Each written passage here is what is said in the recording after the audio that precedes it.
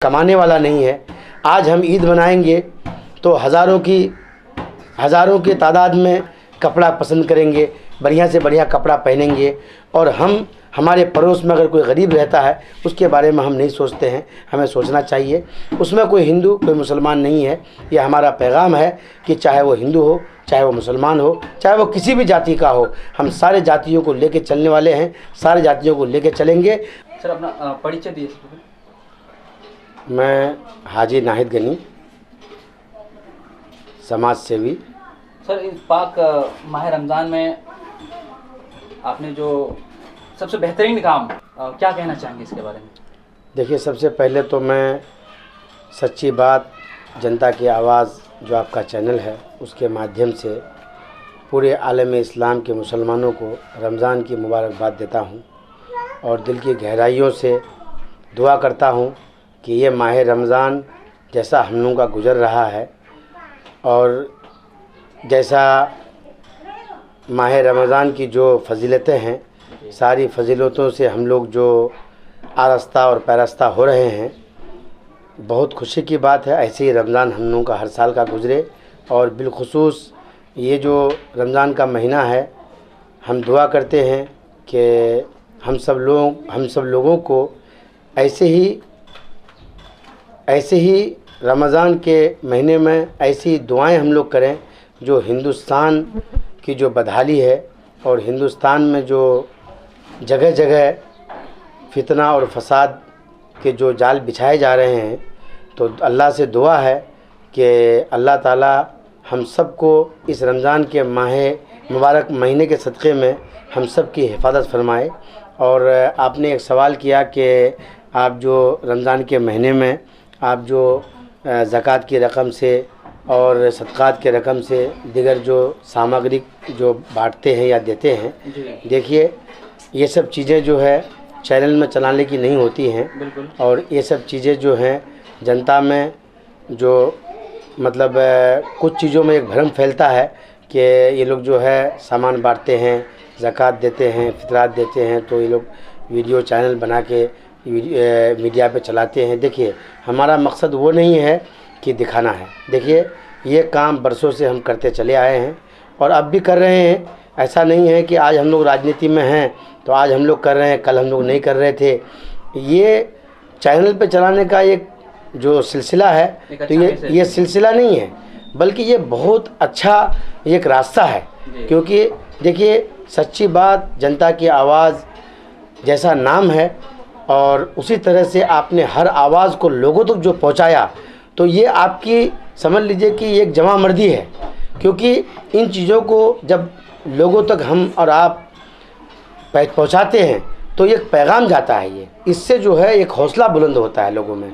ऐसा नहीं है कि हम कुछ दे रहे हैं तो ऐसा नहीं है कि लोग नहीं जानते हैं कि भाई हाजी साहब देते हैं, तो ऐसा नहीं है कि हम लोग ये दिखावे के लिए करते हैं। ये तो हम लोगों का तो शुरू से ही चला आ रहा है। देखिए, एक चीज़ देखी गई आपके इसमें, जो उसमें आप ना हिंदू देखे ना मुस्लिम, जी जितने भी महिलाएं देखी हिंदू भी हैं, मुस्लिम भी हैं। जी जी जी जी ये चीज़ जो है ये आज से नहीं, ये शुरू से ही मेरा मन सिद्धांत है।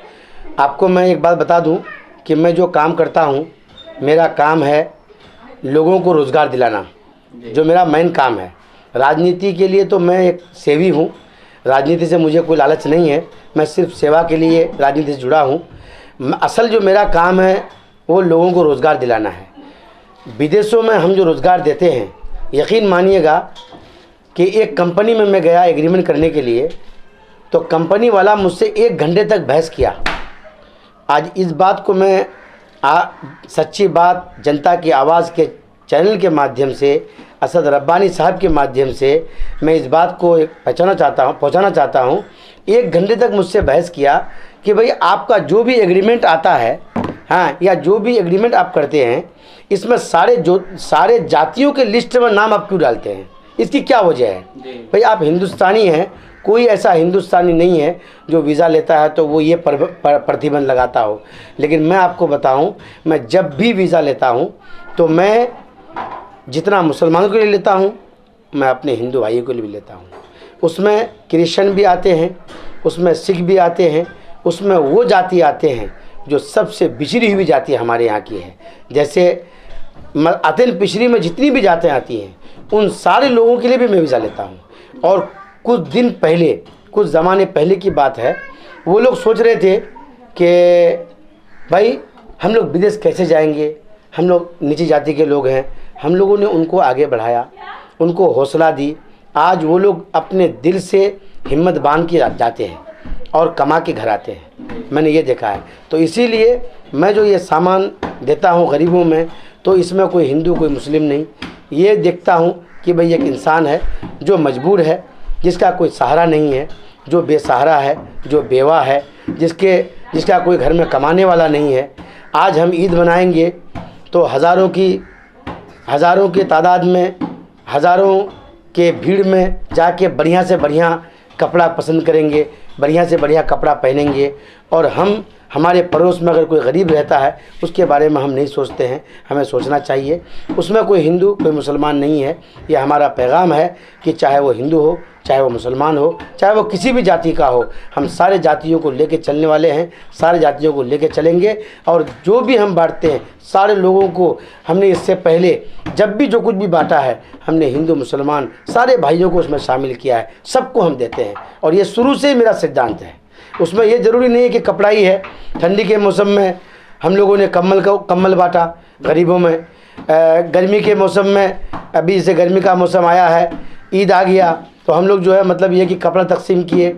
कुछ खाने का भी सामान हम लोग तकसीम करते हैं। उसके अलावा जो है सैलाब का ज़माने में हम जो सैलाबज़दा लोग हैं उनके लिए हम लोग मदद के लिए इंतज़ाम करते हैं। उसके अलावा जब और कोई ऐसा मामला आता है, किसी घर जली में हो, किसी का और कोई मामला आ जाए, किसी की लड़की की शादी नहीं हो रही हो, कोई मतलब ये कि कोई ऐसा है जो बीमारी में परेशान है, इलाज नहीं करा पाता है, हम लोग हर तरह की मदद में लगे रहते हैं और दिल से करते हैं।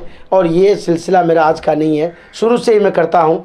लोग इस चीज़ को जानते भी हैं और इस चीज़ से मेरी एक पहचान भी है कि हाजी साहब जो है लोगों की दिल से मदद करते हैं। और ये मदद मेरा, देखिए मैं असद रब्बानी साहब, एक चीज़ नोट कीजिएगा कि मैं ये पैगाम लोगों तक ये पहुंचाना चाहता हूं कि हम इलेक्शन लड़ें चाहे नहीं लड़ें, इलेक्शन जीतें चाहे हारें, उससे मतलब नहीं है। सेवा का काम कभी रुकना नहीं चाहिए।